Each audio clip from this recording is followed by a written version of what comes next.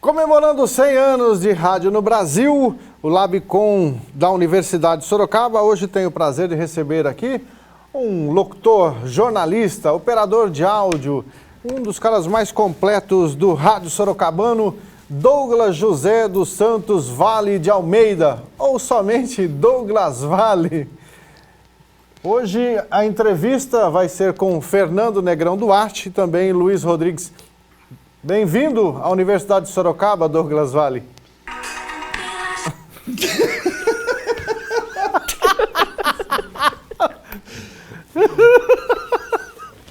Vai dar certo.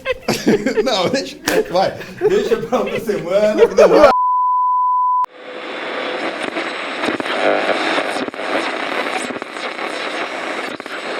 100 anos de rádio no Brasil, 100 histórias de profissionais de Sorocaba e região. Estamos recebendo mais um colega de profissão e ele vai começar a contar para a gente primeiro como eu abro habitualmente, né, essa entrevista. Hoje, aqui ao lado de Luizinho Rodrigues, né, somos companheiros de trabalho aqui na Uniso.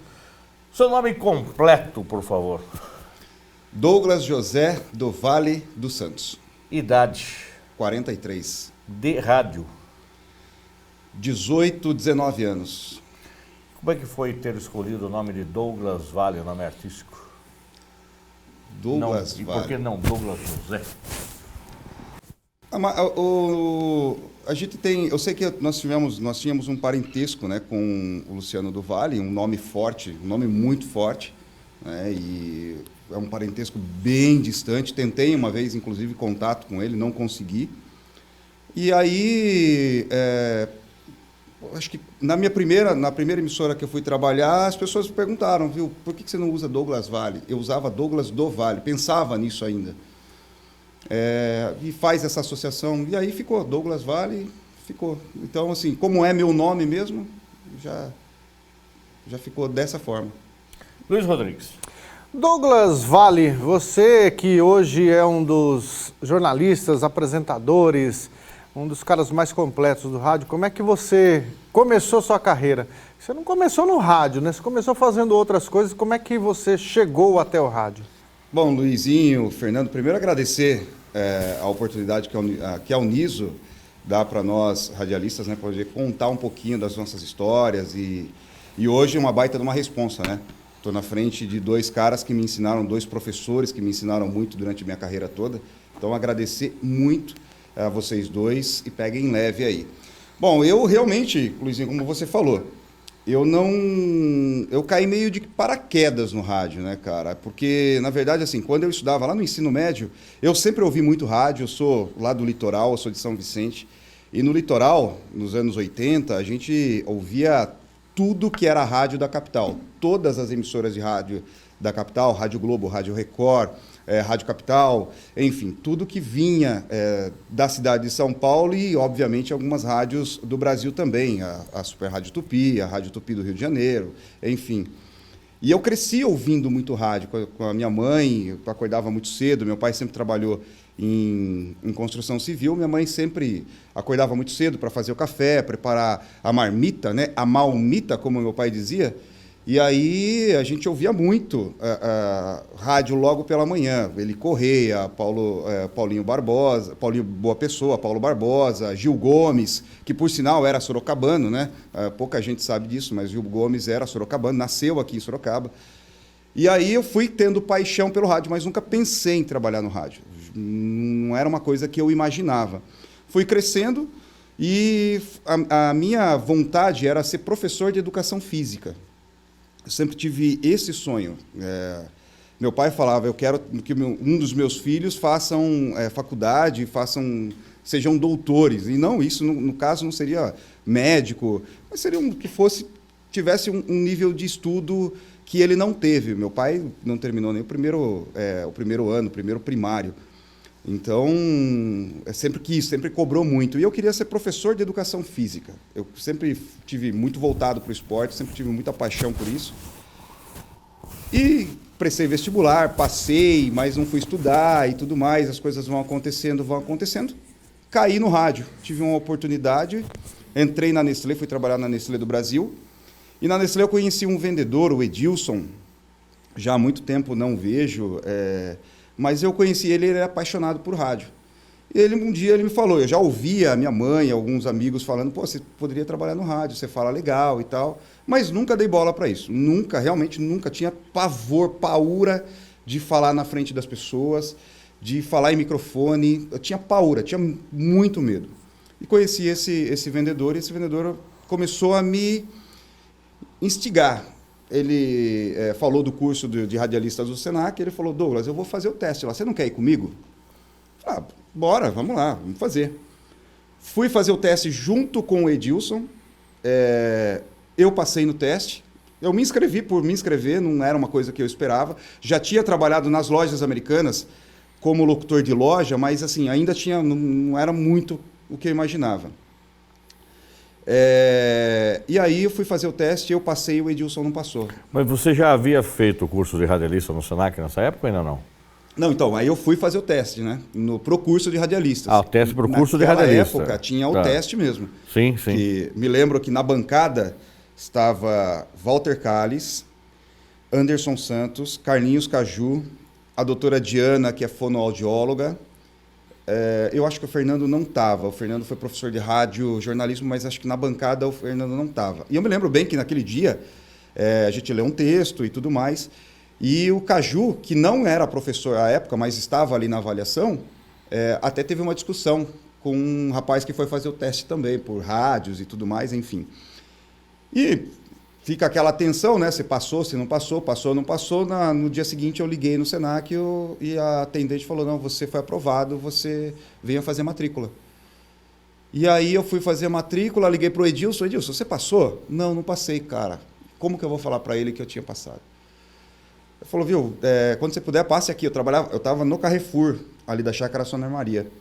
Falei, quando você puder, passe aqui na loja que eu preciso falar com você, né? Aí eu falei para ele, putz, muito legal, ele parabenizou e tal. E aí eu ingressei no curso do Senac. Já tinha feito, né? Já tinha conhecido algumas pessoas do meio, já conhecia, mas ainda não sonhava em trabalhar no rádio, não. Não era uma coisa que eu falava, vou trabalhar com rádio e tal. Tanto que eu fui conhecer a Nova FM por ser ouvinte. Fui conhecer a extinta Nova, a Rádio Ipanema, tudo, por ser ouvinte, mas não imaginava eu trabalhando no rádio. E como é que você chegou ao rádio depois do curso de radialista? Só fazer o curso é muito bom, muito legal, aprende muita coisa, mas não é tudo. Você tem que ter experiência. Você foi um contraventor, foi para a Rádio Pirata ou você já foi para uma rádio oficial? Cara, eu tive eu costumo dizer, Luizinho, para muitas pessoas que me conhecem, que eu sou um cara abençoado. Porque eu tive a oportunidade de trabalhar na Rádio Jovem Pan. Eu saí do curso do Senac, fiz uma cirurgia de estômago, e durante esse processo de tratamento da cirurgia, um dia eu fui tirar os pontos, 7 dias depois da cirurgia, fui tirar os pontos, passei na Rádio Jovem Pan, ali na Capitão Nascimento Filho. Tava na minha agenda, eu tinha gravado um piloto. E aí, esse primeiro piloto que eu gravei lá na Rádio Shopping, com Vlad Mancini. Fiquei 8 horas para gravar um piloto de 1 minuto e meio. Para quem não sabe, um piloto é uma demonstração do trabalho, do potencial, não é isso? Exato. Para gravar 1 minuto e meio, eu fiquei 8 horas lá com o Vlad. Era cru de tudo, não sabia absolutamente nada. E aí, subindo ali a Juscelino Kubitschek, falei para minha mãe, que ela que estava dirigindo, né? Ela estava com os pontos e tal. Falei, mãe, dá uma paradinha ali na rádio, eu vou deixar um piloto ali. Tá bom. Peguei e deixei. Já era casado, tudo, mas a minha esposa trabalhando, minha mãe que me levou. E eu deixei o piloto lá despretensiosamente. Eis que Walter Calles me liga, eu em casa, Walter Calles me liga e fala assim, viu, vai surgir uma oportunidade lá na Jovem Pan. Eu vou falar com o Valdir sobre você. precisa de um cara lá, tal, para fazer promoção e tudo mais. Eu falei, tá bom, Walter. Eu estava desempregado na época.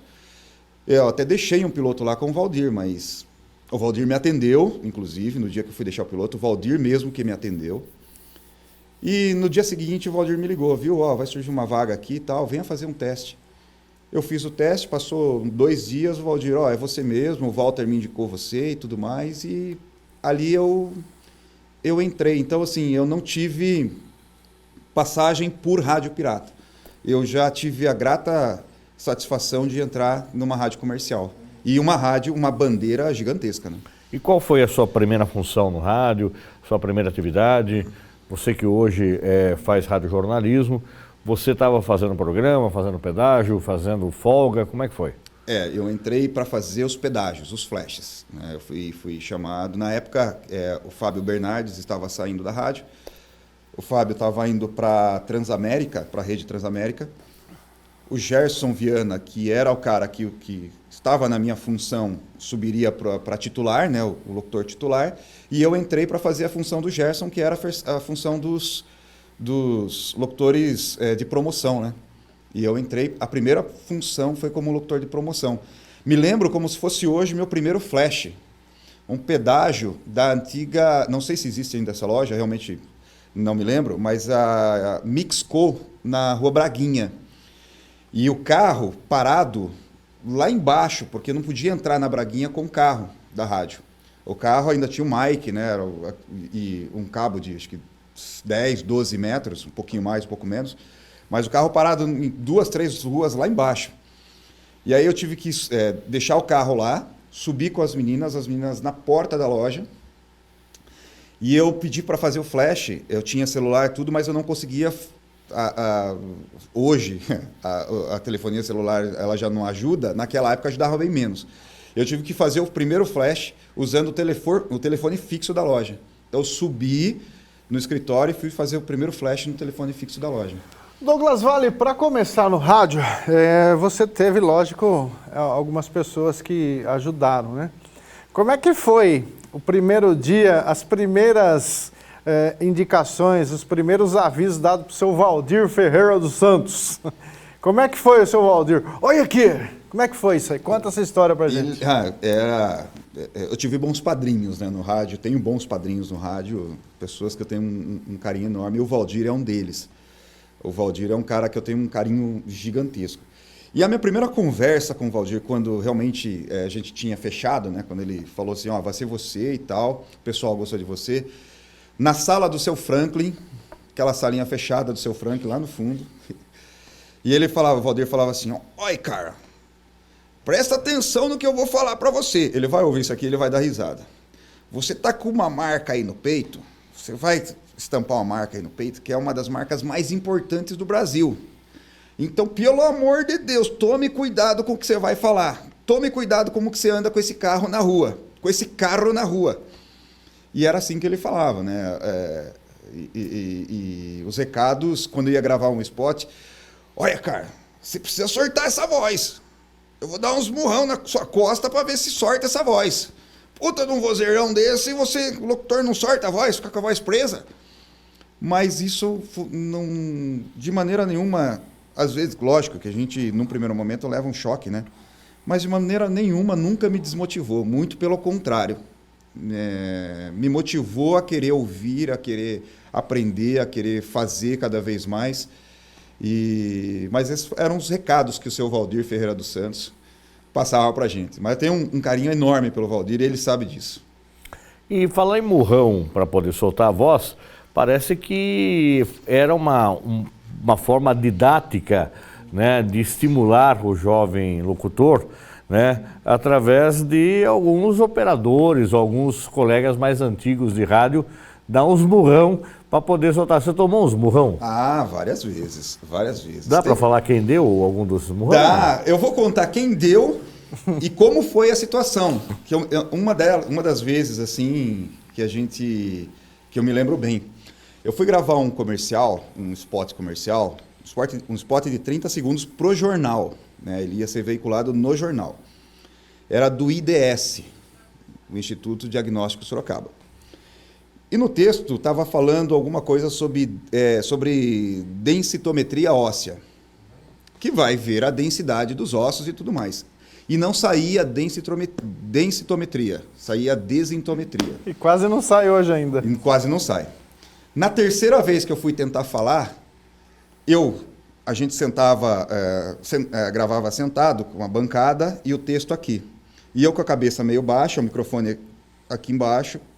E eu não vi o operador Luiz Carlos Rodrigues, vulgo Luizinho, eu não vi ele sair. E o vidro, o aquário era bem na frente.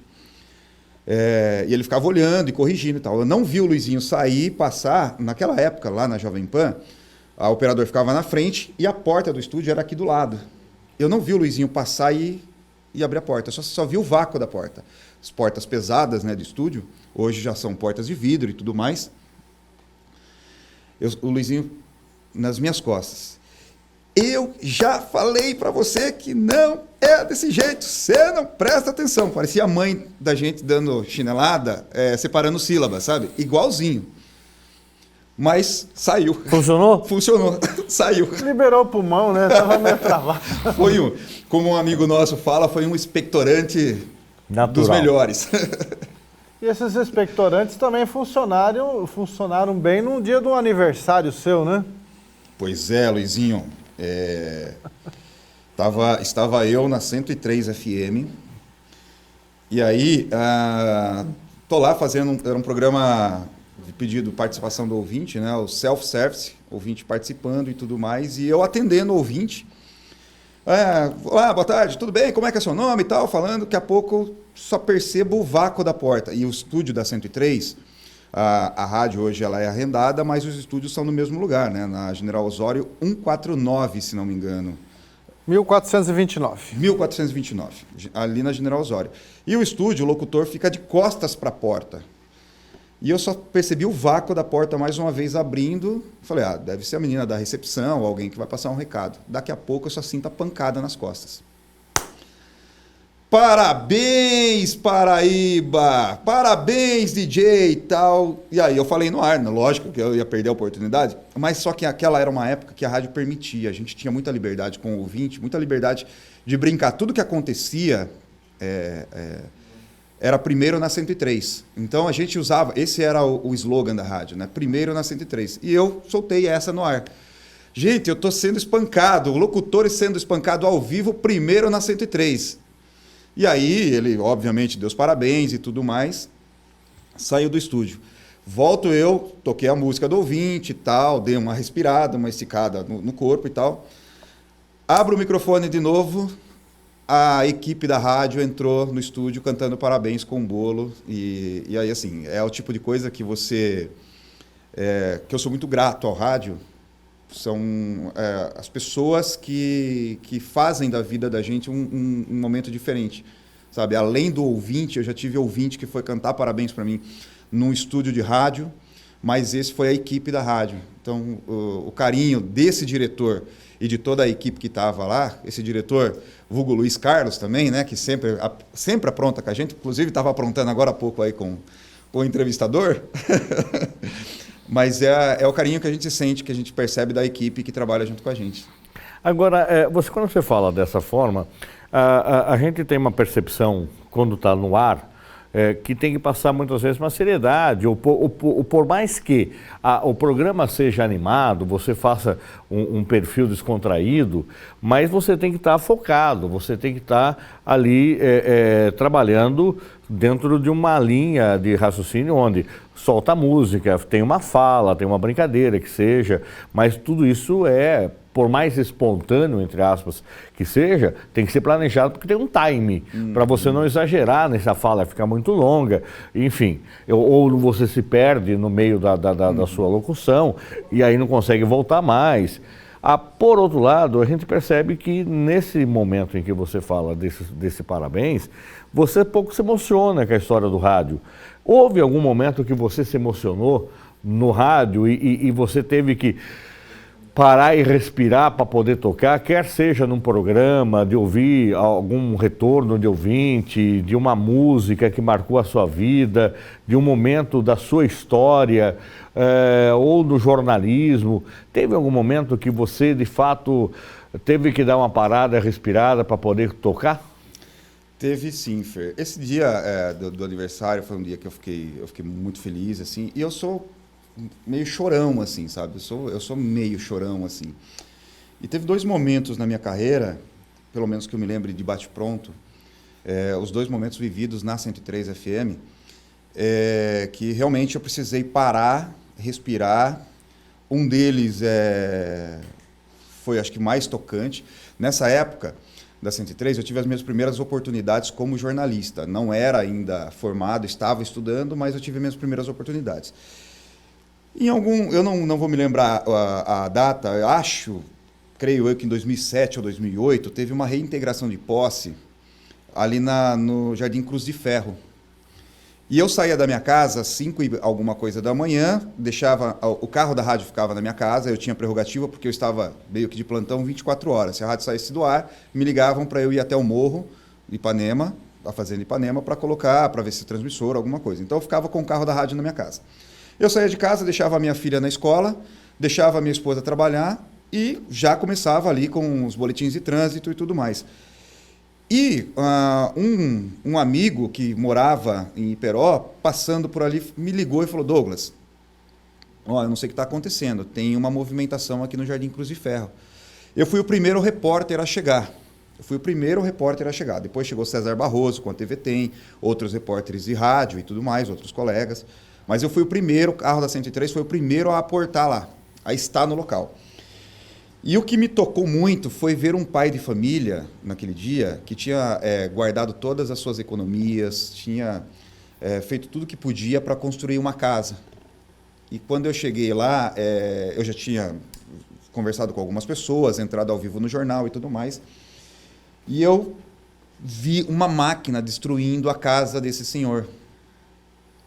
E isso eu não conseguia, aquilo embargou minha voz, eu senti a dor daquele senhor que tinha guardado todas as economias para construir a casa dele, que era o sonho, ele tinha os filhos, ele tinha tudo, e um trator chegar e para destruir. Aquilo ali marcou a minha carreira de uma forma que hoje eu sei que o jornalista e o radialista ele precisa procurar ser mais isento possível. Eu sou um cara muito isento, eu procuro falar pouco sobre política, sobre mais as coisas que, para se defender a pessoas, eu vou muito para cima, eu não tenho muito tato com relação a isso. E uma outra situação, Fernando, e essa foi assim, acho que a mais dolorida que eu tive.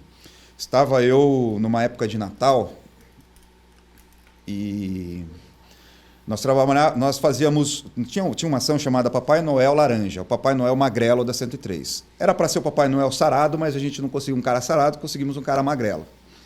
Né? O Diogo, que é um cara espetacular, meu irmão, meu amigo até hoje e tudo mais. E aí nós fomos fazer uma ação em Aparecidinha. Naquela época, hoje Aparecidinha é tomada por condomínios. O Luizinho eu acho que não vai nem lembrar dessa história, mas enfim.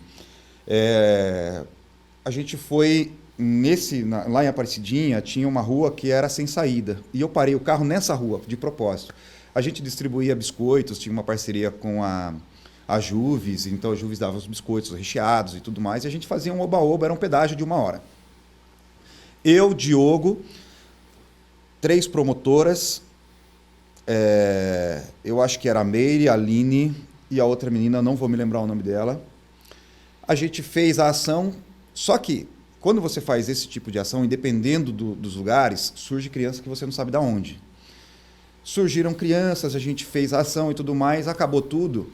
Nós sentamos junto com 2 meninas e um menino. Eles sentaram, estavam sem camiseta, a menina estava de shortinho e camiseta, mas o menino estava só de short, sem camiseta e tal. Sentamos e essas crianças estavam todas queimadas de cigarro, de bituca de cigarro. Eu, senso de jornalismo, fui perguntar o que tinha acontecido. O que são essas marcas e tal e tudo mais? E a menina falou que era o companheiro da mãe dela que tinha feito essas as queimaduras, né? A minha filha, nessa época, tinha 2 aninhos. Para quem me conhece sabe, eu sou doido pela minha filha, eu sou apaixonado pela Vitória. Eu tenho um cuidado com a Vitória extremo até. E aquilo mexeu comigo demais, mexeu muito comigo. Todo mundo ficou ali e tal, aí as crianças nos abraçavam o Diogo, o Papai Noel. Hoje é o dia mais feliz da minha vida, eu consegui conhecer o Papai Noel, que legal que vocês estão aqui e tudo mais. E a equipe, todo o time que estava ali, todo mundo assim, né? Meu, o que está acontecendo tal? Acabou a ação, encerrei a ação, a gente deu até mais biscoitos para as crianças e tal.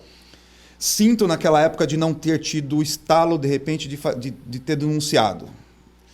Sinto muito, isso me dói, é um fantasma que às vezes me dá uma, sabe, poderia ter feito algo a mais por aquelas crianças. Mas, de repente, no calor do momento e tudo mais, e a gente andava muito pelos bairros da cidade, né? Subi no carro, voltando para a rádio, todo mundo quieto, Fernando e Luizinho, todo mundo quieto no carro.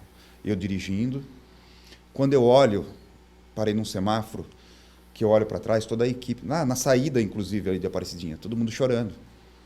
Então, as 3 meninas, o Diogo, eu já estava, já nem tinha mais, né? Mas todos nós chorando. E essa foi, acho que, dos momentos assim que eu falei assim, vale a pena fazer o que eu faço, sabe? Realmente vale a pena fazer o que eu faço. Douglas, nessa época de Rádio 103, trabalhava-se muito, se divertia muito também, todos se divertiam muito. E me lembro de fazer 2, 3, 4 pedágios de cidade em cidade. Como é que foi o momento de você estar trabalhando lá no bairro, atendendo a rádio, as pessoas, e ter a notícia que a Vitória chegou?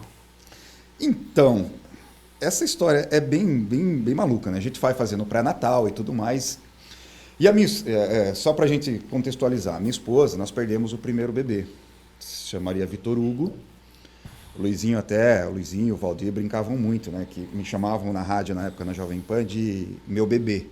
Porque tudo que eu falava do meu bebê, do meu filho que viria. A gente criou uma expectativa muito grande. Infelizmente, a minha esposa teve uma pré-eclâmpsia e 1 hora antes do bebê nascer, o coraçãozinho parou e tudo mais. E nós não tínhamos programado. A Vitória não foi uma programação, porque a Viviane precisava fazer um tratamento. Durante 1 ano ela não poderia engravidar. Só que a Viviane engravidou 4 semanas, 5 semanas depois. Assim, foi muito rápido. E aí, pré-natal, um acompanhamento, eu tenho que agradecer muito toda a equipe do Dr. Lian, que fizeram uma equipe multidisciplinar para cuidar da Viviane, da minha esposa, porque eles sabiam que a Viviane desenvolveu pressão alta e tudo mais, então teve todo esse cuidado. E aí, no dia que a Vitória nasceu, foi numa quarta-feira, dia 18 de janeiro de 2006. Eu levei a Viviane para fazer um ultrassom, tudo. O médico falou, olha, a gente vai fazer o parto da Vitória hoje, 7 horas da noite. Eu falei, beleza, vou para a rádio, aviso a rádio. Eu sei que tem uma ação que eu preciso cumprir, que era um rock and wash, que era a lavagem de carros que a gente fazia. Avisei a Marina Valsec na época, a Marina falou, não tem problema, ela mandou e-mail para todo mundo, o Marquinhos Alves foi fazer o pedágio para mim, e eu fui com o Marquinhos, só que eu fui com o meu carro. E aí a Viviane me liga, viu, eu tô sentindo umas dores aqui, melhor você vir embora. E aí eu fui. Só que, tentei ir, porque o meu carro tinha um uninho, você lembra desse uninho, Luizinho? Um uninho verde. Eu fechava a porta dele e travava a porta. Eu fechava a porta, ele travava a porta, e nesse dia a porta travou. Tive que pegar uma chave de uma moto para tentar abrir, a gente conseguiu. Lá na extinta Intermotos da Avenida São Paulo, hoje é um centro comercial. E aí eu fui para o hospital, fui para casa, peguei a Viviane. Eu estava na Avenida São Paulo, na Zona Leste, eu morava no Jardim São Guilherme, na Zona Norte. Tive que sair meio rápido, pegar a Viviane para irmos para o Hospital Unimed. E aí a Vitória nasceu. E aí um fato bem louco, assim, né? A Vitória nasceu quando o médico, o Dr. Lian e o Dr. João Carlos, que fizeram o parto da Vitória, quando a Vitória nasceu, ela nasceu de cesárea, quando eles cortaram a última camada, né, na barriga para para a Vitória nascer, entrou a luz, a Vitória deu um berro, ainda dentro do útero. E aí o Dr. João Carlos falou assim, nossa, essa é filha realmente de locutor, que pulmão é esse? Né? Ela deu um berro e foi um negócio assim, foi dos momentos mais mágicos. Você acompanhou o parto? Acompanhei e segundo, na época, o que o Dr. João Carlos e o Dr. Lian me disseram, eu fui o primeiro pai a cortar o cordão umbilical. Na época, o hospital não permitia. Não sei se isso realmente era fato ou não, mas segundo o que eles me disseram, não permitia. Então, todo aquele cuidado, né? Olha, Douglas, pega aqui a pinça, você não pode encostar em nenhum dos campos, e eu fui cortar o cordão umbilical no nascimento da Vitória. Eu assisti tudo, eu cortei o cordão umbilical. Ele disse assim, vem cá, pai, coloca a sua filha no mundo.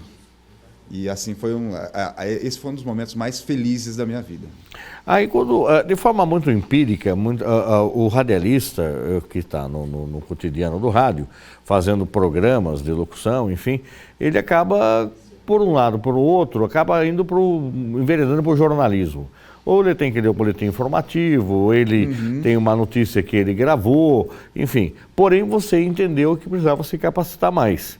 E aí você veio fazer o jornalismo. Porém, não foi numa tacada só. Vamos imaginar que entre um aluno convencional, entre o dia que ele entra e o dia que ele termina, são 4 anos corrido. O seu demorou um pouco mais. Dava para fazer umas 2 faculdades? Fazer medicina, né, como a gente fala aqui. Ou medicina, ou dava para fazer 2 graduações e uma pós. Uma pós, tranquilo. Na verdade, assim, Fernando, quando eu entrei a primeira vez, eu entrei na faculdade a primeira vez em 2004. Quando eu entrei a primeira vez, eu tinha acabado de sair da Nestlé, então eu tinha recebido, né, as verbas rescisórias, e eu falei, eu vou pagar pelo menos a matrícula em uns 2 meses e eu consigo fazer. Eu já tinha feito curso de rádio e tudo mais, tinha vontade de trabalhar, falei, por que não? Eu vou fazer faculdade, eu vou fazer jornalismo. Entrei na faculdade e descobrimos que a Viviane ficou grávida, do Vitor, do nosso primeiro bebê. E aí, aquela coisa, aí ela começou a passar mal e tudo mais, não tá legal, não tá bem, os problemas de saúde começaram a se acentuar e eu abandonei a faculdade. Não era nenhuma uma questão de escolha, era uma questão de eu ficar com a minha esposa no momento que mais ela precisava. E abandonei. Quando eu entro na 103, sempre com muita vontade de fazer jornalismo, aí sim, né, despertado mesmo essa vontade de fazer jornalismo, acompanhava muito e tudo mais. Quando eu entro na 103, num primeiro momento eu não tenho oportunidade no jornalismo, até porque a rádio não tinha jornalismo, tinha boletins informativos que vinham prontos de São Paulo. Então, minto, tinha o Manhã 103, que era apresentado pelo Tiago Cordeiro e pelo César, não era o César não, era o Marcelo Campos. Isso.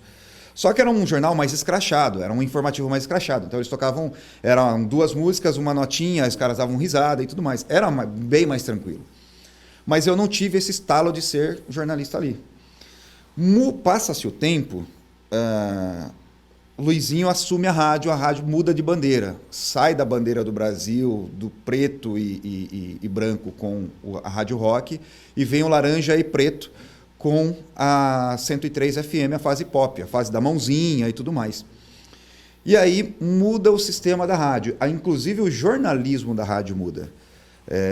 Fica um jornal mais sério, vem fazer parte do time o César Lante, volta para a rádio, porque o César tinha tido uma passagem pela 89, volta para fazer parte do time e tudo mais. E ali me deu um estalo, eu falei, eu preciso voltar a estudar, eu quero fazer jornalismo. Já tinha, veja, em 2004, isso provavelmente em 2007. Fui estudar, fiz vestibular na Uniso, passei, mas pelo custo não consegui ficar. Falei, e agora? Quero fazer jornalismo. Fiz vestibular na Unip. Passei em 3º lugar na Unip. Não fechou turma. Ou seja, deveria ter 3 pessoas interessadas no curso à época. Porque tinha um curso muito forte, a Uniso sempre teve um curso muito forte. Não fechou turma. Aí eu fui lá, a moça, não, mas por que você não faz publicidade e propaganda? Falei, não, moça, eu quero fazer jornalismo. Desisti, não deu. Recebi o dinheiro de volta. Vou fazer um pedágio em Indaiatuba, na frente do Colégio Objetivo, do vestibular do CEUNSP. E decido ali fazer o vestibular do CEUNSP. Ligo para o Luizinho e falo, Luizinho, eu vou atrasar para voltar para Sorocaba. Por quê, DJ? Sempre me chamou de DJ, né? Por que DJ? Falei, eu vou fazer a prova aqui do vestibular. Vou passar em Itu, vou fazer a prova. Fiz a prova, passei, fiz a matrícula, estudei 4 meses no CEUNSP. Não aguentei o baque. E voltar todo dia, não aguentei o baque. Falei, não dá. Passou o tempo, volto para a Jovem Pan. Entro na Jovem Pan em 2010. Aí, uma rádio... Você já havia tido uma passagem pela rádio? Já tinha, a primeira oportunidade. Passagem. Isso. Volto para a Jovem Pan em 2010. Nesse meio tempo, tive uma passagem pela Vanguarda, freelas na Cacique, freela na Band. Fui dar uma volta lá em Cataguases, em Minas Gerais, aprender um pouco de rádio lá. Voltei para Sorocaba. Walter Calles me recruta, me chama para trabalhar, para fazer parte da equipe da Jovem Pan. E aí eu vi o jornalismo, né? Aí eu vislumbrei realmente o jornalismo. E aí um dia eu conversando com o Francisco Palhato no corredor da rádio, falei, Kiko, eu queria voltar a estudar, cara. Será que você não conhece ninguém na Uniso que possa conversar para conseguir um desconto, uma bolsa, alguma coisa assim?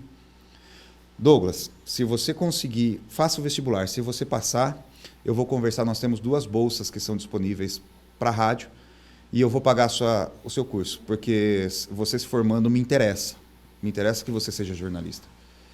E aí eu voltei, quer dizer, eu fiquei 10 anos, 11 anos para me formar. Entre uma Coca-Cola e um suco de laranja, eu fiquei 10 anos para me formar.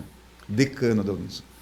Quando você volta e faz jornalismo, você começa também aí na Jovem Pan fazer tanto a programação comercial da rádio, artístico, começa a fazer jornalismo também e conhece um cara lá que te chamava de Vale Fundo. Conta a história um pouquinho desse cidadão pra gente. Esse aí, eu aprendi muito com ele. E assim, a humildade que esse cidadão, chama-se José Roberto Ercolim. É um dos caras, quando o Luizinho diz assim, um dos caras mais completos, eu fico muito feliz de ouvir isso do Luizinho, porque eu tenho o Ercolim como, sim, um dos caras mais completos que eu vi. Veja, eu nunca fui, e vocês que trabalham e já trabalhavam comigo, e quem já trabalhou comigo sabe, eu nunca fui um cara focado em ser locutor titular de horário. Eu nunca tive esse foco. Tive vontade, é óbvio, tive sonho de ir um dia para São Paulo, mas nunca tive esse foco de ser o cara titular do horário, porque eu quero ser o titular do horário, porque eu sempre gostei de estar no meio do povo, no meio da muvuca, fazer pedágio, fazer movimentação. Como repórter, eu gosto de rua, eu gosto de estar na rua. E o Ercolim foi um cara que me instigou muito em relação a isso. Só que ele era um cara assim, né? Se você errasse uma vírgula, eu tive a honra de apresentar programa com ele, o Jornal da Manhã, e às vezes a gente errava, né? A gente, marinheiro de primeira viagem, errava com ele, não tinha choro, ele dava risada no ar, sabe? Ele, depois que acabava, ele segurava o rojão, comentava, viu? Vai com mais calma, você está indo com muita sede ao pote e tudo mais. Mas foi um cara que me ensinou muito de como se portar na frente do microfone enquanto você está numa bancada de jornal, sabe? Então, a gente que está que é locutor de horário normal, que é, né, do entretenimento, você senta meio relaxado, boa, fica um pouco mais de postura quando você vai falar, tal, mas no jornalismo não, ele pegava muito no pé em relação a isso. O Vale Fundo, senta direito aí, a gente vai entrevistar o professor Irinaldo agora, o prefeito de Votorantim, senta direito aí, postura na hora que você for entrevistar e tudo mais. Então, eu aprendi muito com o Ercolim, tenho uma gratidão imensa. Uma vez ele foi me buscar, eu estava fazendo um evento para a Toyota do Brasil lá em Porto Feliz, e ele foi me buscar, não, Vale Fundo, você está em Porto Feliz hoje, né? Me ligou. Tô, Ercolim, vou pegar você para a gente almoçar, a gente vai comer um cearense. Que cearense? E fiquei com aquilo, né? Aí ele me levou num restaurante lá, cearense, é um prato típico de Porto Feliz, saborosíssimo, por sinal. É uma feijoada branca, né? Muito boa, muito bom. Fui lá almoçar com ele, aí ele, agora você vai lá na minha casa, você vai conhecer a minha casa e tudo mais. Me levou à casa dele, a gente conversei com a Simone, a esposa, acho que só tinha uma das filhas dele, estavam lá. Depois nós fomos no bar, que era da família, não sei se é ainda da família. E na hora que eu cheguei na casa dele, um dos cães, por eu estar trabalhando, fazendo um evento da Toyota, eu tinha que usar as cores da Toyota. Era uma camiseta vermelha e calça jeans. Cheguei lá, o cachorro, um dos cães, que inclusive foram presentes das filhas dele, né, para ele, acho que eram 2 border, cachorros enormes, eles pularam e sujaram toda a minha roupa. Ele me levou, e aí você vê como são as pessoas, ele me levou no quarto, que é o quarto de leitura dele, onde ficava o armário dele, e ele falou assim, ô Vale Fundo, olha as camisetas aí, escolhe uma. Pode escolher a que você quiser aí. E, não, mas é para você levar embora para você. Eu falei, não, Herculinho, eu vou pegar a camiseta, porque agora eu não vou trabalhar com camiseta suja, né? E fui trabalhar, e no dia seguinte eu levei a camiseta lavei, levei para ele, e ele, não, essa é para você. Eu falei, não, Herculinho, eu agradeço muito de coração, mas se você está me dando de presente, eu estou te dando de presente, eu acho que eu sinto que a camiseta é sua. Mas assim, para se ver que ele tiraria do corpo dele para ele me dar a camiseta. Foi uma atitude sensacional. É um cara que eu tenho muita saudade. Para quem não lembra da história, né, o Herculin nos deixou de forma assim abrupta, né, que a gente pode usar. Recentemente ele sofreu um infarto na casa dele, né, no final de semana, e seria com certeza um dos personagens que estaria aqui conosco, porque tinha muita história para contar também. Bom, Douglas, o Luizinho vai falar também com você o que ele sempre lembra também das traquinagens, das aprontações, dos momentos fora do ar, enfim. Luizinho, esses são com você que era, segundo consta, lenda, né? Mas Douglas Vale foi personagem de alguns momentos também hilários desse tipo? Com certeza, ele pode falar pra gente aqui de um coro que foi feito no estúdio enquanto ele estava fazendo um flash. O Douglas Vale tem essa carinha assim, todas as fotos dele são iguais, né? Parece o Homer Simpson, né? Quem olha... Paredão, né? Uma testa avantajada, né? E o sorriso é sempre o mesmo. Lá. Podem olhar no Facebook dele que as fotos são todas iguais. E fizemos um coro dentro da rádio enquanto ele estava fazendo um flash. Conta essa história pra gente, Douglas. Então, num sábado de manhã, pedágio da Jovem Pan, na minha primeira passagem pela Jovem Pan, né, muito cru de rádio, eu ia pra rádio com uma camisa social e por baixo a camiseta da rádio. E aí os meninos falavam que eu usava a camisa igual de padre, né, que parecia só a parte branca, assim, quando eu chegava na rádio, parte branca e a camisa, e aí quando eu ia fazer o pedágio eu tirava, até porque eu tinha outros compromissos depois da rádio. E aí estou eu fazendo um pedágio com a Vanessa, essas 2 meninas eu me lembro bem, porque foram as primeiras meninas que eu trabalhei fazendo pedágio, a Vanessa e a Thalita, na Rádio Jovem Pan. A piruinha da Jovem Pan era uma Kangoo, que, meu Deus... E olha, o pessoal tinha um ciúme, o Valdir tinha um ciúme, mas, meu Deus, para você andar, parecia o carro dos Flintstones, era muito lentinha, zero o carro, mas muito devagar. Paro no posto JC Campolim. JC Campolim é aquele posto bem na esquina da Antônio Carlos Comedry com a Washington Luiz. Fazendo pedágio, primeira chamada, segunda chamada. Na terceira chamada, o Gerson Viana... Vamos voltar para as ruas da cidade, então, com o Douglas Vale, que está com prêmios e tudo mais, e piriri, daqui a pouco eu só escuto no fundo. Homer, Homer, Homer, Homer. E eu não consegui fazer o flash, eu comecei a dar risada. Aí, respirei. Bom, continuo por aqui, a gente está mais 10 minutos para você passar, tem prêmios, tem camiseta da Pan, tem CDs e tudo mais, e piriri, pororó. Jovem Pan, a Rádio do Brasil. E os caras no fundo. Homer. Eu não sei se os caras não levaram uma reprimenda, como diria outros, mas ficou um coro. E aí, eu sei que no estúdio estavam Gerson Viana, Luiz Carlos e Pedro Oliveira. No ar, isso tudo no ar. Ao vivo. Mas assim, como a gente fala, né, Fernando, tem emissoras e tem horários que permitem essa interação. A Jovem Pan, um horário de sábado de manhã, por que as pessoas gostam, os diretores de rádio gostavam muito naquela época de fazer pedágios no sábado de manhã? Sábado de manhã é aquele dia que o cara chegou do trampo na sexta, deu aquela descansada, de manhã ele acorda, tira o carro da garagem, vai dar um trato no poçante, vai dar um trato no carro para sair à tarde, para dar um rolê à tarde, para fazer tal, aproveitar o final de semana. E aí é o horário que o cara liga o rádio, tá ouvindo, tal, pô, tô dando um trato no carro, tá tendo um pedágio perto da minha casa, vou lá, pego um prêmio, um sorvete, alguma coisa e volto e continuo fazendo o que eu tô fazendo. Então, era um horário mais descontraído, mais de boa, né? Então, mas eu me lembro, foi lá no posto JC, Campolim, e os caras, Luizinho, Gerson Viana e Pedrinho Oliveira, fazendo coro. Homer. Agora, você também é um cara um pouco mal-humorado às vezes, né? Você quer que a coisa funcione.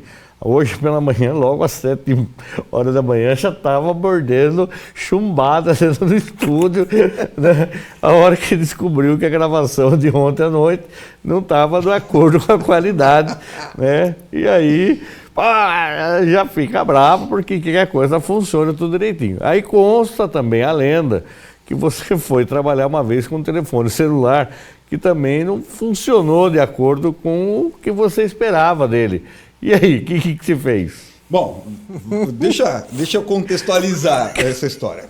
Mal-humorado é essa lenda. Na verdade, eu sempre gostei das coisas, e sempre, isso desde a época que eu comecei a trabalhar, comecei minha vida profissional. Eu sempre gostei das coisas muito certas, de que as coisas aconteçam. Eu acho que assim, você enquanto contratante, você quer ter resultado. Então, eu sempre gostei que as coisas acontecessem, dar o resultado para o contratante. Então, nunca fui um cara de ficar enrolando, nunca fui um cara de rodinha, de ficar no meio, nunca fui. Eu sempre fui um cara muito na minha, muito quieto. E no rádio sempre foi assim, eu sempre gostei que as coisas realmente acontecessem. Aqui de manhã foi isso, né? Aconteceu que os meninos foram gravar, esqueceram de fechar o canal musical e música rolando e a voz não funciona. Eu acho que assim, as coisas têm que acontecer da maneira correta. E eu fui fazer eu ia fazer pedágio, chamava, o rádio falhava, era um Nextel. Chamava, e na época, hoje a tecnologia mudou, né? Hoje é um aplicativo. Melhorou muito, né? Mas enfim, 100%, né? Mas enfim, eu apertava o miczinho do rádio.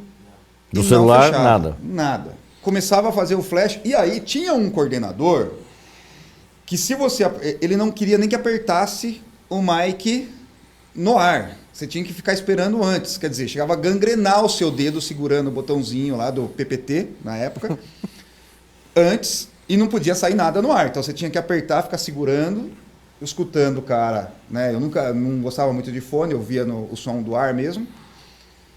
E aí você entrava falando. Fazia, falhava. Fazia, falhava. Eu chegava na rádio pistola.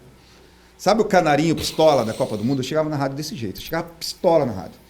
E aí eu chegava e o coordenador já me chamava na sala. Pô, já falei que não é para fazer aí, para acontecer isso. Eu falei, viu, faz o seguinte então, troca o aparelho. Você quer que funcione? Tem que trocar o aparelho. Você peitou o coordenador? Mas eu aprendi com ele. Aprendi entendi. com ele. Porque as coisas precisavam funcionar. Aí ele falou assim, mas o que está acontecendo? Eu falei, não funciona. Então o senhor faz o favor de marcar um horário lá na empresa e vai levar para trocar. Cheguei lá na empresa, muito bem atendido, cafezinho, água gelada, muito bem atendido mesmo. De saudosa memória também. Saudosa memória, ali na Barão de Tatuí. Aí a moça levou o aparelho, fez análise do aparelho, viu, não tem nada que a gente possa fazer e tal e tudo mais. Porque o seu aparelho está funcionando, você consegue fazer ligação, é só o PPT e tal. Eu falei, mas é o PPT que a gente usa, né? Eu não uso ele como celular. Se ele precisa estar quebrado, porque vocês pagam um seguro, vocês têm direito a uma troca de um aparelho por ano e tudo mais. Beleza. Precisa estar quebrado, ela falou. Precisa estar quebrado. Precisa estar com algum defeito aparente. Beleza, voltei para a rádio, pistola da vida. Cheguei para o coordenador e falei para o coordenador, vou fazer pedágio com o meu celular. E a rádio que pague a ligação a cobrar. Não funciona e ela falou que precisa quebrar. Precisa estar quebrado. Precisa estar quebrado? Então, peraí. Coordenador, assim, na maior sutileza do mundo, encheu uma lata de tinta. A rádio estava passando por reformas e tinha umas latas de tinta. Encheu uma lata de tinta com água e fez assim, com o celular. Tigum. Agora leva lá e veja se funciona. Eu cheguei lá, voltei com o aparelho novo, na caixa, zerado. Aí funcionou. Aí, eu não vou falar que é esse coordenador. Tá certo. Mas aí nós fizemos isso com todos os aparelhos, trocamos todos os aparelhos da rádio. Funcionou. E esse mesmo corneta aí que fala mal do coordenador, reclamando de tudo, um dia chegou e falou também dos pedágios, né? Das escolas, as ações das escolas. Eu não vou fazer nada porque o som não funciona. Aham. Ah, não funciona? Então tá bom. O que aconteceu depois, seu Douglas Del Valle? Então, era uma época, né, Luizinho, que assim, os equipamentos, eles tinham sido muito usados. Equipamento de som, a gente sabe que tem vida útil. Por todo o cuidado que se tem vida útil. E os equipamentos estavam todos eles sucateados. Não tem outra palavra. Aí, marcavam, nós tínhamos umas ações chamadas, era a pressão total nas escolas. Pô, já tinha que levar um case, uma cadeira, mas eu tenho muita saudade disso, uma cadeira de madeira que pesava uns 80 quilos. E era toda desmontada. Então, toda vez que a gente ia montar, machucava a mão e tudo mais. Na hora que ia falar com os alunos, imagine, 200 alunos num pátio da escola, todo mundo falando e você tentando falar no microfone e não sai a sua voz. Cheguei na rádio daquele jeito, coitada da Deia. A Deia, que era a recepcionista na época, ela que acabava sofrendo, porque ela era a primeira pessoa que me recepcionava quando eu chegava na rádio. E aí eu falei para esse coordenador, né? Mano, não funciona e não vou fazer mais. Se não trocar esse som, não vou fazer mais. Tá bom. Em uma semana, ele me levou numa loja de equipamento de som. Em uma semana estavam trocados todos os equipamentos. Não eram as duas caixas. As caixas, ele vai lembrar disso. As caixas eram as caixas que a gente usava no som, no pedágio da rádio. Era uma caixa desse tamanho, assim, pesava 55 quilos cada uma. Imagine, eu fui fazer um pedágio, eu fui fazer uma ação dessa, no Rubens de Faria, no Salão Vermelho, no Rubens de Faria. Rubens de Faria tem uma escada aqui, ela vira para cá e ela vira para cá, para você chegar no Salão Vermelho. Imagine eu subindo, eu e o Diogo, acho que na época não era nem o Diogo, era o César, o menino que depois ele virou mestre de cozinha, chefe de cozinha. E aí, na hora de descemos com as caixas, ainda murcharam os pneus da nossa laranja mecânica do nosso carro, imagina.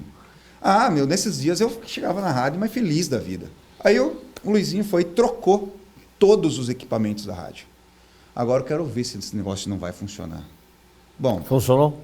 A gente fechou a rádio, infelizmente a rádio foi arrendada, a gente fechou a rádio com os equipamentos zero bala. Os cabos, e aí vem a história de eu ser azedo, né? Sempre fui muito sistemático. Os cabos eram enrolados da maneira correta de se enrolar cabo. Cabo você não enrola colocando no ombro. Você vai puxando.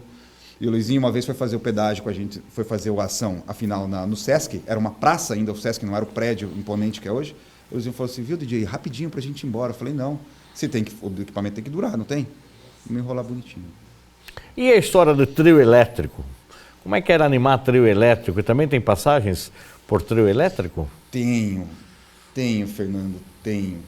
Assim, trio elétrico, primeiro era o trio elétrico das festas do Batida 103, né? Eu acho que assim, hoje eu posso falar assim, eu tenho muito orgulho de falar isso. Eu fiz parte da história do rádio de Sorocaba, por tudo isso que eu vivi, por todas as coisas legais que eu fiz, por todas enfim, tudo que a gente fez, os prêmios que eu dei e tudo mais, né? Que eu não, né? Eu era só um elo, né? Entre a rádio e o ouvinte. E as festas do Batida fez uma história muito bonita em Sorocaba. E eu fiz parte dessa equipe, fiz parte da equipe de animar trio elétrico. E aí, você chegar, a festa ia começar 2 horas da tarde, ser 8 horas da manhã, já estava no trio elétrico. Eu me lembro de uma das primeiras, acho que se não a primeira, nós fomos antes do trio elétrico, era o trio elétrico Demolidor, era o trio elétrico da Ivete Sangalo, eu acho. Nós íamos fazer a primeira festa do Batida, acho, no aniversário de Sorocaba, mas um dia antes, ou na manhã anterior à festa, ao evento, acho que foi na manhã anterior, a festa ia começar às 2 da tarde, eu acho que 8 horas da manhã a gente tinha um evento na praça, no Vitória Régia. Fomos eu, Luiz Rodrigues e Marcos Alves, íamos fazer um agito rápido ali com o trio elétrico Demolidor. Nessa primeira, o trio não era o grande, porque o Demolidores eram 2 trios. Eu não sei se existem ainda. Eram 2 trios. Eu acho que na primeira festa, que foi lá no Vitória Regia, era o menor, né? Mas assim, o menor era um estrondo, era gigantesco, era muita coisa de som. E aí a gente saiu de lá, eu fui almoçar. Não foi almoçar, né, Luizinho? A gente almoçou no camarim do trio elétrico comendo marmita. Coxa de frango, marmita dentro do trio elétrico.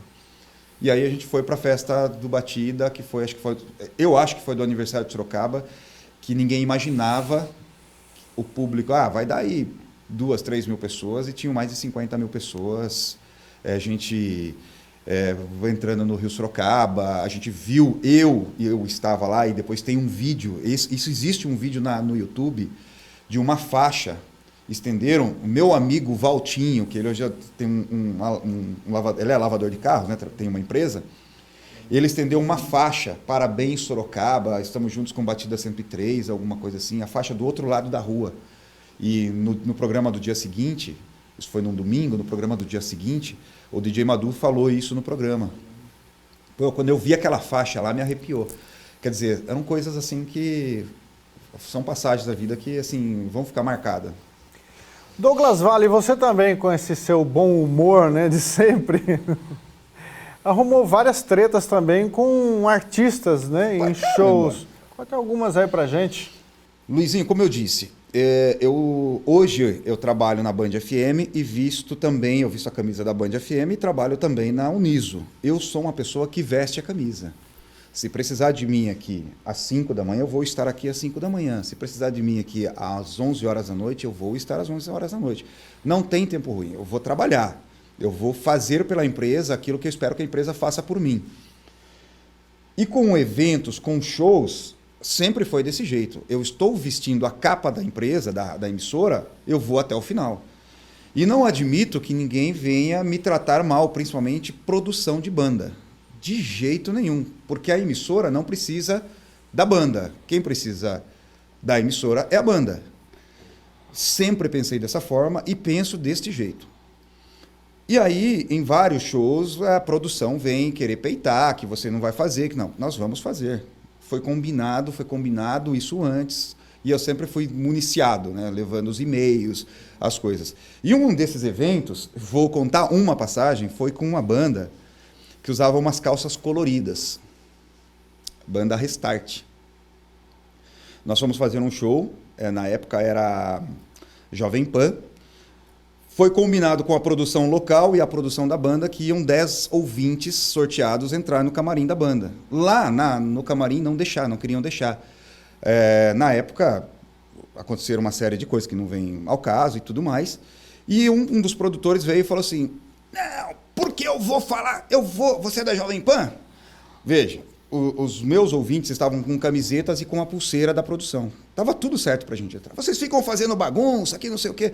Eu falei, não, ninguém tá fazendo bagunça. Vocês que estão bagunçando tudo aí. Minha galera que vai entrar tá ali, ó, encostadinha na parede, só esperando. Eu vou ligar pro Tutinha, então eu vou falar com o Tutinha. Da hora que o cara falou isso, o cara falou assim, você tá me chamando, porque você tá no interior, você tá me chamando de trouxa. Eu peguei o celular, na época, e realmente isso aconteceu. Eu peguei o celular, Francisco Palhato. Eu falei, aqui você não vai falar com o Tutinha. O Tutinha não manda nada aqui. Quem manda aqui é Francisco Palhato Neto, que é o dono da empresa. E o Kiko atendeu o telefone. Oi, Douglas, aconteceu alguma coisa? Era um domingo à tarde. E o cara falou assim, você tá louco? Eu falei, não tô louco. Você tá falando, tá achando que eu sou trouxa, eu não sou trouxa. Eu falei, porque Kiko, eu já ligo para você, a gente já conversa. Me dá 2 minutos. Porque daí o cara segurou o reggae. Aí veio a chefe dele e falou assim, não, vocês vão entrar, tá tudo certo, vamos entrar. E a gente entrou e meus ouvintes, todos eles tiraram foto com a banda Restart. E o cara depois ele veio discutir. Eu falei, irmão, eu sou rádio, cara. Eu vou falar uma coisa para você. Eu não sei quanto tempo vocês vão ficar, o sucesso de vocês. A rádio, daqui mais 100 anos, a rádio vai estar aqui ainda. Então eu acho que assim, ao invés de ter essa discussão, você poderia tratar a gente melhor. Porque a partir de amanhã não toca mais Restart na rádio. E, de fato, no horário que era local da rádio, não tocou mais Restart na rádio. Então, assim, eu sou azedo, eu reconheço isso. Mas eu visto muito a camisa da empresa. Eu vou defender aquilo em que eu acredito. O fim da 103. Fernando, isso foi... Quando você vê assim apagar a luz e fechar a porta, não só pelo desemprego, mas por um sonho. Olha, eu posso dizer que eu fui o último locutor a falar no microfone da 103, porque eu troquei de horário com o Ale Assaf, saudoso Ale Assaf. O Ale, para não dizer que eu fui o último, o Ale abriu o horário, chegou a equipe de São Paulo, né? O Reinaldo, enfim, aquela galera que veio de São Paulo, o advogado, o administrador, e eles falaram, a partir deste momento ninguém mais fala nesse microfone. Eu fechei o Batida 103, Marcos Alves estava de férias, eu fechei o Batida 103, o Ale Assaf abriu o programa que era o Hora dos Perdidos, e na hora que o Ale tocou a primeira música, o Reinaldo foi no estúdio e tirou o microfone. Dessa forma, ele foi, tirou, a gente usava um Electro Voice na época, ele desplugou o microfone e veio com o microfone na mão e falou, a partir desse momento ninguém mais fala na rádio. Então, o Ale infelizmente não está mais aqui com a gente, né? Saudosa lembrança, mas o Ale foi o último a abrir um horário, mas eu posso dizer assim, que eu fui o último locutor a ter um horário... Fazer um programa inteiro. Fechar de fora a fora. E isso foi muito dolorido. Na época ninguém entendeu nada, né? Eu até já tinha ouvido alguns rumores que isso poderia acontecer, mas ninguém tinha certeza de nada. Mas isso foi muito dolorido, assim. Você vê uma marca crescer da maneira que cresceu. Ninguém fala isso, ninguém assume isso de maneira nenhuma. Muitas pessoas que trabalham no rádio hoje não assumem, mas eles sabem que nós batemos, nós chegamos a primeiro lugar. Nós tínhamos uma pesquisa à época do Instituto Marplan que apontava a 103 como primeiro lugar. Nós tínhamos uma pesquisa à época, e o Luizinho vai lembrar disso, que não podia, na época nós não podíamos divulgar, mas a pesquisa, acho que Peso, apontava a rádio como primeiro lugar, a rádio mais lembrada. Então nós tínhamos um respaldo, embora a direção da rádio em São Paulo não comprasse as pesquisas, nós tínhamos o respaldo de saber que nós estávamos em primeiro lugar. E isso foi muito dolorido, Fernando. A gente doeu muito. Eu voltei à rádio outras 2 vezes e tal, no estúdio da rádio e tal, mas foi muito dolorido, assim, foi muito difícil. Agora, paralelo à atividade de locutor, de jornalista, você desenvolveu também um excelente trabalho, que você é reconhecido hoje como mestre de cerimônias e apresentador de eventos. Inclusive, você foi contratado fixo para animar muitos eventos da TV Tem, ou seja, de uma marca também padrão Globo. Como é que é isso? Como é que foi essa seleção e dos eventos que você apresentou lá para a TV Tem? Bom, a seleção foi bem simples, foi pelo famoso QI, quem indica. Quem fazia esse trabalho era o Marcos Alves, Marquinhos Alves. E o Marquinhos, ele chegou uma época em que ele assumiu tantas atividades que ele não conseguia dar conta. E aí ele falou, Douglas, eu vou indicar para você, a menina precisa lá, para fazer locução no Estimacão. Eu posso passar o seu contato para ela? A Fabi, na época. Pode passar. A Fabi me ligou, eu fui até a TV Tem, ali no Alto da Boa Vista mesmo, conversei com a Fabi e ela falou assim, então vamos tentar, o Marquinhos que indicou você e tal. E eu fiz o primeiro. Primeiro que eu fiz, de tantos, né? Foram 7 anos, 7 ações, 7 eventos do Estimacão, 7 eventos do Tem Games. Foram 7 anos ininterruptos. Até começar a pandemia, depois da pandemia, não sei como que está hoje o calendário da TV. O primeiro foi no Paço Municipal, o palco montado, e não tinha uma cobertura no palco. Um sol de rachar mamona, um sol para cada um. E a gente tocou o barco, fizemos. E eu achei que eles não iam me chamar novamente. Pois não é que eles me chamaram para fazer o Tem Games no Instituto Világio Shopping. Aquele Tem Games foi assim, teve tudo para dar errado.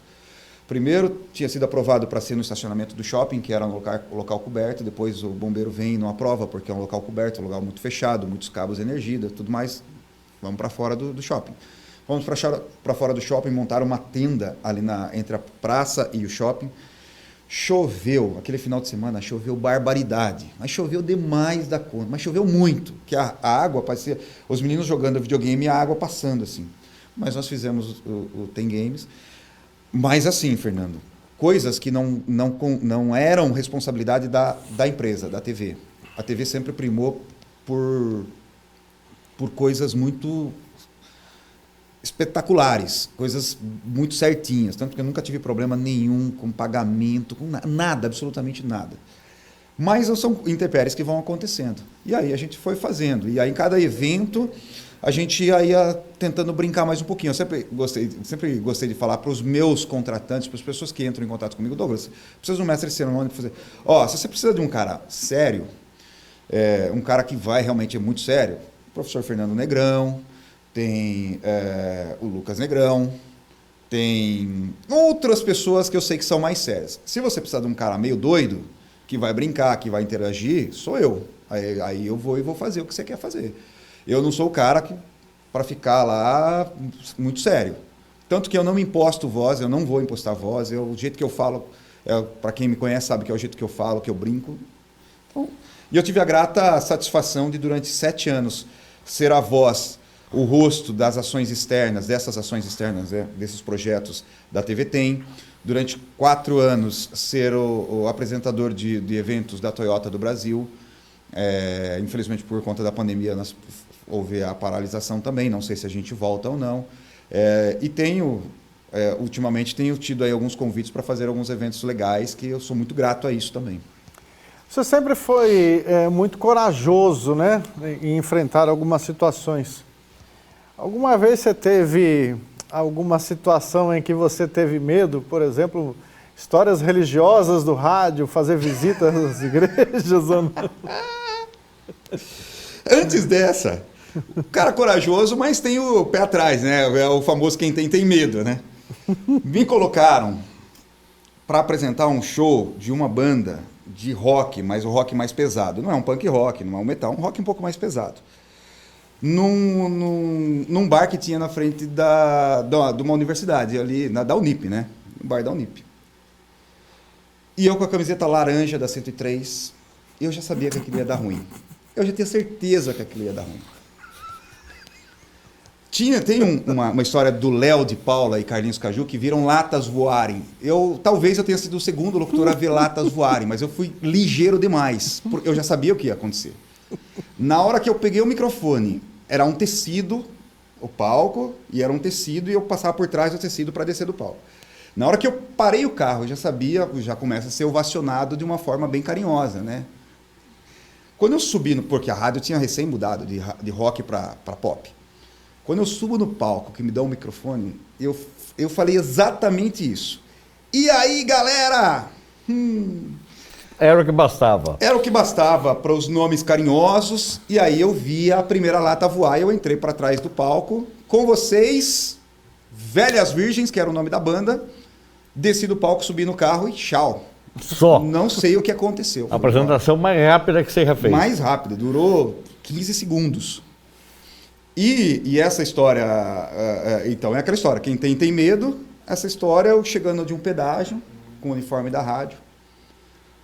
Esse coordenador, que eu costumo dizer, ele sabe disso que eu já falei isso para ele, é meu irmão mais velho, e eu tenho esse sentimento por ele. Estava com um outro amigo, que também é coordenador de rádio, que também é tão azedo quanto eu, mas é um baita de um profissional. O coordenador da rádio falou assim, viu, tem uma rádio pirata de uma igreja, vou lá nessa rádio hoje. E eu cheguei no pedágio e ele falou assim, você tem uma Bíblia aí? E eu andava, né? Eu sou evangélico e tal, andava com a Bíblia dentro do carro. Tenho, Luizinho, mas o que você vai aprontar, cara? Não, nós vamos num lugar aí. Fomos lá na igreja. Fernando, ele pegou a Bíblia, colocou a Bíblia embaixo do braço e fomos na igreja ali na Coronel Nogueira Padilha. Entramos e ele falava assim para o pastor, põe a mão aqui em cima da Bíblia e jure aqui que aqui não tem uma rádio pirata, que não é uma rádio pirata isso aqui. Põe a mão aqui, eu não vou falar a denominação, obviamente, não vem ao caso. E o outro coordenador colocando fogo, lenha na fogueira, né? Querendo apagar com gasolina, né? E eu assim, ó. Você foi junto também? Eu fui junto. De repente, sai um cara de dentro de uma das salas com uma faca na mão, um estilete, e uma laranja. Não, porque vamos conversar. E o Luiz falou assim, não, mas eu não vou conversar, o cara tá com uma arma na mão. Não, mas isso aqui não, isso é uma arma branca. Aí o cara, não, tudo bem, colocou o estilete no canto, vamos conversar e tal. Eu sei que conversa vai, conversa vem, que demorou 1 minuto e meio. Para quem sabe, 1 minuto e meio no rádio é uma eternidade. Mas esse dia foi assim, ó, durou 1 minuto e meio. O pastor nos expulsou da igreja. Ao nos expulsar da igreja, nós descemos uma escadinha e tinha um quadro de energia que estava aberto. Era o que bastava também. Era o que bastava. O que esse cidadão fez? Plau! Desligou o disjuntor. Eu não me lembro se a gente estava com um Walkman e tal, eu sei que a gente estava ouvindo a rádio. De repente a rádio fez assim, ó. O pastor começou a empurrar a gente para fora. E eu, meu Deus do céu, Luiz, você não fez isso, cara. Você não fez isso. E isso virou uma história que a gente conta, né? Quando a gente acaba se encontrando. Lembra daquele dia lá que você foi lá e desligou a rádio do pastor lá na igreja? E realmente era uma rádio pirata, né? Ele falou que não tinha lá, acho que desligou do Apareceu a rádio. Desapareceu a rádio. Desapareceu a rádio. Bom, Douglas, estamos chegando ao final do programa e de praxe a gente comenta a respeito do futuro do rádio e suas considerações finais. Você deve hoje a sua vida profissional ao rádio, ao jornalismo. Daqui para frente, o que deverá vir, o que deverá acontecer no rádio, o que deverá acontecer no jornalismo, no rádio, você que está no Jornal da Band hoje, qual é a sua expectativa e as suas considerações? Fernando, eu vou até ser um pouco diferente do que muitos dos colegas vieram aqui. Eu não devo tudo isso ao rádio. Eu devo tudo isso que aconteceu comigo às pessoas que acreditaram em mim por meio do rádio. As pessoas que utilizaram a ferramenta rádio e aproveitaram de algum talento que eu possa ter apresentado e obviamente, me respaldaram financeiramente. Então, o rádio foi o veículo para que essas pessoas pudessem me dar oportunidades. Então, eu sou muito grato às pessoas, sou muito grato, extremamente grato. Eu sou apaixonado pelo que eu faço, sou apaixonado pelo rádio, pelo veículo rádio. Então, mas eu sou muito grato, muito mais grato às pessoas que estiveram comigo nessa caminhada. Então, Luizinho, Walter, Caju, Fernando Negrão, Fernando Carriel, com quem eu não tive o prazer de trabalhar, mas tive o prazer de atuar em alguns momentos, Marcos Alves, Edmou, Kiko Palhato, Dona Cecília Pavlovski, enfim, todas as pessoas que em algum momento me deram a oportunidade. Ao grupo Multissom de rádio, lá em Cataguases, Minas Gerais, em que, nossa senhora, dá mais um programa. E o que eu espero do rádio é que... E aí, o rádio eu sei que será eterno, Fernando. Eu não tenho dúvida de que o rádio vai ser eterno. Eu não acredito que o rádio vá terminar, que vá acabar, que um dia alguém vai apagar a última lâmpada do rádio, vai desligar a última válvula do rádio. Não acredito nisso de verdade. Tem muitas plataformas, muitas formas de se trabalhar o rádio ele vai continuar em evolução permanente, vai ser eterno. Obviamente, enquanto nós estivermos por aqui, enquanto houver humanidade, nós teremos o rádio ainda e pessoas que gostam de ouvir o rádio. O que eu espero é que as pessoas que fazem o rádio, que virão a fazer o rádio daqui para frente, nos próximos 100 anos, sejam pessoas tão apaixonadas quanto nós éramos e quanto nós somos hoje, quanto aqueles que começaram lá nos primórdios foram. Eu acho que falta isso, falta paixão. Hoje, falta paixão. Hoje fala-se muito em profissionalismo, a gente precisa ser mais profissional, mas está faltando, nesse profissionalismo, está faltando o ingrediente principal, que é paixão. É paixão de fazer aquilo que se quer, que se gosta. É brigar realmente. Quando você precisa brigar, quando você precisa peitar alguém e mostrar que ali o veículo ele vai ficar, sabe? E quem precisa do veículo vai procurar o veículo, vai buscar o veículo, porque o ouvinte, ele precisa do veículo, ele precisa de ter essa informação. Então, eu espero que as pessoas que venham nos próximos 100 anos aí sejam tão apaixonadas por esse mundo, por esse veículo, quanto nós somos, quanto os outros que vieram antes de mim foram. Eu sei que teve muita gente que teve muito mais paixão do que eu tenho hoje. Mas é só isso que eu espero. O rádio vai viver ainda muito, vai, mas que as pessoas que venham aí tenham paixão por isso. Ok, conversamos aqui com Douglas Vale, ele que é nosso companheiro de trabalho aqui na Uniso, um dos apresentadores também desta série de 100 anos do rádio, que é a Universidade de Sorocaba, através do Labicom, Departamento de jornalismo da Universidade de Sorocaba também ajudou bastante. Obrigado, Douglas, por ter vindo aqui. Vida longa no rádio e menos limão no rosto.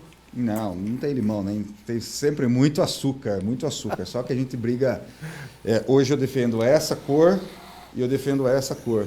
E eu defendo com carinho, com respeito. Então, as duas empresas, elas estão aqui no meu coração e eu vou defender com unhas e dentes. Sempre. Com certeza. Vida longa no rádio, sorriso no rosto e vida que segue. Valeu!